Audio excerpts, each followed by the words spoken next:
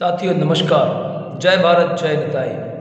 Today I am going to explain you the power of farmers, किसानों की शक्ति।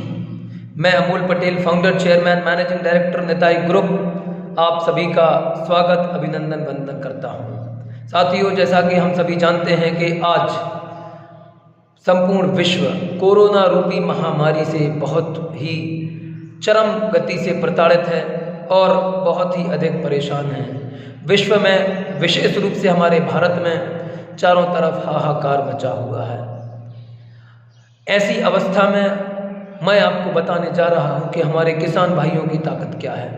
आज जैसे कोरोना रूपी काल में हम देख रहे हैं कि मुख्य रूप से कोरोना में केवल वही व्यक्ति प्रभावित हो रहे हैं जो कि इम्यूनिटी से कमज़ोर हैं, जिनकी इम्यूनिटी कमज़ोर है, जिनकी रोग प्रतिरोधक क्षमता कमज़ोर है। ऐसे लोग कोरोना के शिकार हो रहे हैं और काल के गर्त में समा रहे हैं। साथियों, आज हमें समझना होगा कि हमारे किसान भाइयों की ताकत क्या है। विशेष रूप से आज जगत की जितनी भी स्वास्थ्य संबंधी समस्याएं हैं वो मुख्य रूप से भोजन के कारण हैं।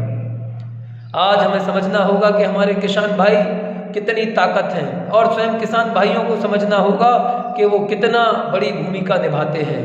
आज हमें ज़रूरत है किसान भाइयों की ताकत को समझने की और स्वयं किसान भाइयों को ज़रूरत है उनके पोटेंशियल को पहचानने की कि किसानों के पास कितना पोटेंशियल है।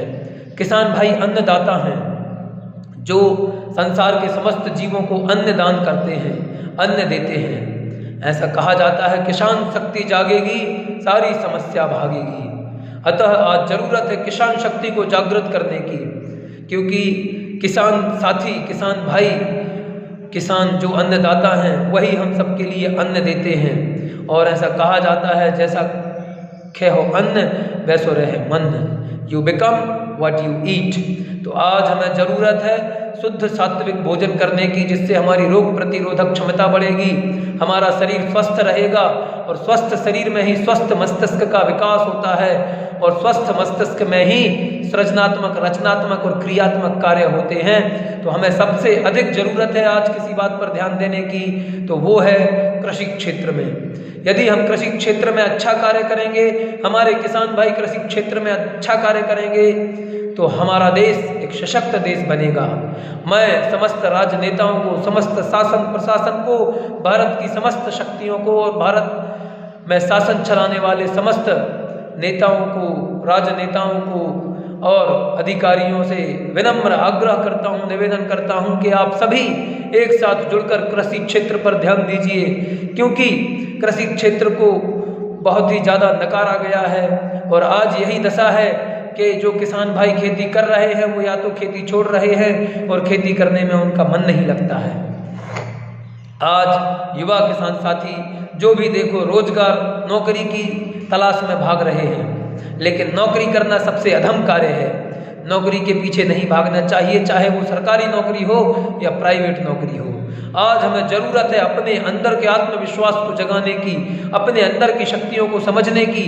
हमारे पूर्वज कहा करते थे, उत्तम खेती मध्यम वान, अधम चाकरी भीख निदान। खेती करना सबसे श्रेष्ठ और उत्तम कार्य है, उसके बाद व्यवसाय करना मध्यम है, उसके बाद नौकरी करना एकदम अधम कार्य है। और आज हम देख रहे हैं कि इस कलयुग में हम अधमता की ओर गिरते जा रहे हैं। हर व्यक्ति नौकरी की तलाश में भाग रहा है।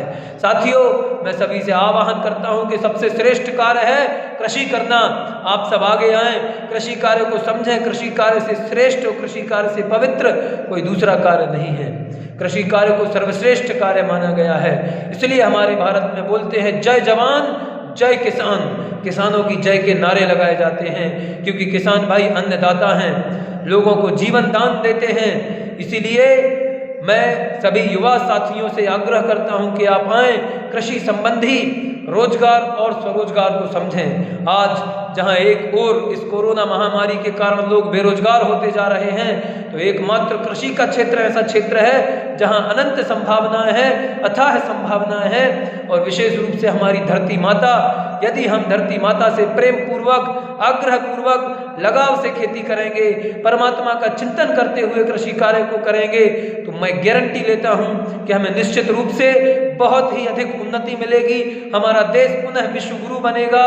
हमारी माँ वसुंधरा, माँ वसुधा, माँ पृथ्वी जो रत्नों की खान है, जो हमें धन धान्य से भर देती हैं, ऐसी माँ की कृपा प्राप्त कर हम कृषि कार्य में पूरे आत्मविश्वास से लगें। मैं किसान भाइयों को बताना चाहता हूँ कि अपनी शक्ति को पुनः पहचानें। आज वर्तमान में देखने आ रहा है कि जो अन्नदाता है वो स्वयं दूसरों के सामने हाथ फैलाता नजर आता है, सरकारों से सब्सिडी मांगते नजर आता है। मैं किसान भाइयों से निवेदन करता हूं, आग्रह करता हूं कि आप दाता हैं, दूसरों के सामने हाथ ना फैलाएं, आप स्वयं की शक्ति को जागृत करें। और कृषि को सर्वश्रेष्ठ इसलिए बताया गया है क्योंकि कृषि ही एकमात्र ऐसा पेशा है जिसमें हम हर कार्य के लिए हर क्षण निरंतर केवल परमात्मा पे निर्भर रहते हैं, परमेश्वर पे निर्भर रहते हैं। और भगवान बलराम जो हमारे कृषि के भगवान हैं, आज जरूरत है हमें उनसे प्रार्थना करने की। उन्हीं का नाम निताई है। आज हमें जरूरत है निताई कृपा प्राप्त करने की। हम निताई योग के माध्यम से निताई कृपा प्राप्त करें और भगवान से प्रार्थना करें, निताई से प्रार्थना करें, बलराम जी से प्रार्थना करें कि हे प्रभु हमें शक्ति दीजिए, बुद्धि दीजिए, ताकि हम पुनः उस पद्धति से कृषि कर सके जिस पद्धति से आप कराना चाहते हैं। भगवान बलराम की कृषि पद्धति को समझें, भारत को आत्मनिर्भर बनाएं, स्वयं का कल्याण करें, दूसरों का परोपकार करें। जब हम इस भाव से कृषि करेंगे कि कृषि सर्वश्रेष्ठ पेशा है, हमें अपने नकारात्मक भावों को दूर करना पड़ेगा और सकारात्मक सोच के साथ हमारी धरती माता पे, हमारे प्रभु बलराम जी पे पूर्ण विश्वास करते हुए हमें कृषि कार्य को करना होगा। और आज भी कृषि कार्य में अनेकों संभावनाएं हैं। हम पूरे विश्व को इस कोरोना रूपी महामारी से बाहर निकाल सकते हैं। जरूरत है किसान भाइयों को जागृत होने की, क्योंकि जैसा हम अन्न खाते हैं वैसा ही हमारा स्वास्थ्य रहता है, वैसा ही हमारा मन रहता है। आज हमें जरूरत है कि हम इस रासायनिक खेती को छोड़ करके प्राकृतिक जैविक कृषि करें और कम से कम संसाधनों में अधिक से अधिक उत्पादन करें, मिट्टी की उर्वरक क्षमता को पुनः बढ़ाएं और इस रसायन को छोड़ें। इससे हमारे समाज के लोगों का स्वास्थ्य अच्छा होगा। और जब हम शुद्ध भोजन खाएंगे, सात्विक भोजन खाएंगे, तो हमारा मन अच्छा रहेगा। मन अच्छा रहेगा तो हम सकारात्मक और रचनात्मक कार्य कर पाएंगे। आज जरूरत है किसान भाई को एक अच्छी मानसिकता से कृषि करने की, क्योंकि यदि किसान भाई दुखी मन से, परेशान मन से कृषि करेगा तो वो भाव हमारे फसलों में आएंगे, वही भाव हमारे अनाज में आएंगे। और जब ऐसे परेशानी का अनाज जीव खाता है तो वो अधिक से अधिक बीमार पड़ता जाता है। आज बीमार पड़ने का मुख्य कारण है, एक तो हम रसायन वाला भोजन खा रहे हैं और ऊपर से बेचारा किसान दुखी भाव से फसल बोता है, दुखी भाव से काटता है और पूरा जीवन यापन दुखी भाव से, दूसरों पे निर्भरता से, इस प्रकार से जो हमारे कृषि क्षेत्र में जो मजदूरी करने वाले भाई हैं उनसे भी मैं आग्रह करना चाहूँगा कि ये एक परम पवित्र कार्य है। आप कभी भी दुखी मन से ये कार्य ना करें। आपको जरूरत है कि आप परोपकार की भावना से ये कार्य करें। ये कार्य साधुओं का कार्य है, ये कार्य सन्यासियों का कार्य है और ये कार्य एक परम पवित्र आध्यात्मिक कार्य है। कृषि के कार्य में चाहे वो मजदूर हो, चाहे वो गौ सेवक हो, चाहे वो किसान हो, हर एक साथी आध्यात्मिक कार्य कर रहा है। इस कार्य को हमें कृषि यज्ञ की तरह लेना चाहिए, आहुति की तरह करना चाहिए और इस भाव से करना चाहिए, प्रार्थनाओं के साथ करना चाहिए कि हे प्रभु हम इस अन्न को पैदा कर रहे हैं, इस अन्न को खाने वाले लोगों में सद्बुद्धि देना, इस अन्न को खाने वाले लोगों में अच्छी भाव देना।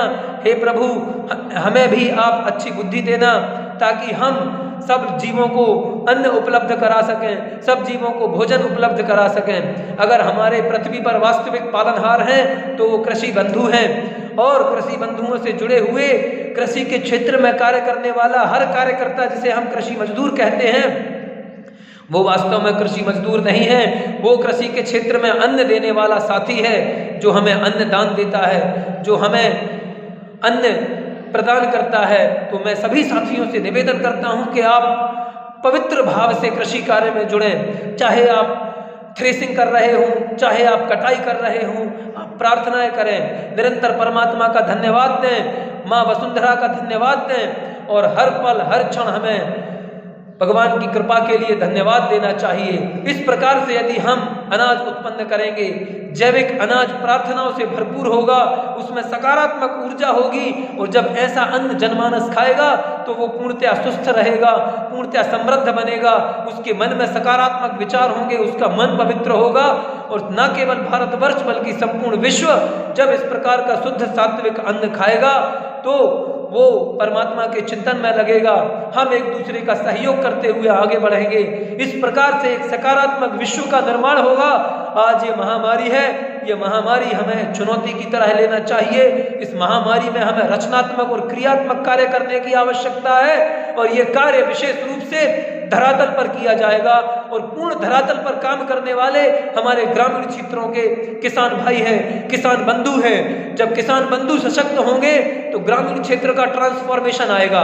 मैं किसान भाइयों से निवेदन करता हूं कि आप सशक्त बने, ग्रामीण क्षेत्रों को सशक्त बनाएं, इस प्रकार से समस्त भारत को समृद्धशाली बनाएं और भारत को विश्व का सर्वश्रेष्ठ सर्वसंपन्न विश्व गुरु राष्ट्र बनाएं। क्योंकि एक हमारी परंपरा है जो हमें सिखाती है, वसुधैव कुटुंबकम सर्वे भवन्तु सुखिनः सर्वे सन्तु निरामयाः।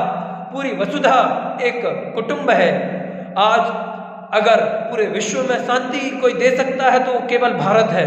भारत का ही संस्कृति पूरे विश्व पर शासन कर सकती है, क्योंकि हम विश्व बंधुत्व के भाव से जुड़े हुए हैं। हम संकीर्ण मानसिकताओं से नहीं जुड़े। हमारे पूर्वजों ने, हमारे ऋषि मुनियों ने, हमारी परंपराओं ने हमें विश्व बंधुत्व सिखाया है, और ये विश्व बंधुत्व का भाव शुरू होता है हमारे भोजन से।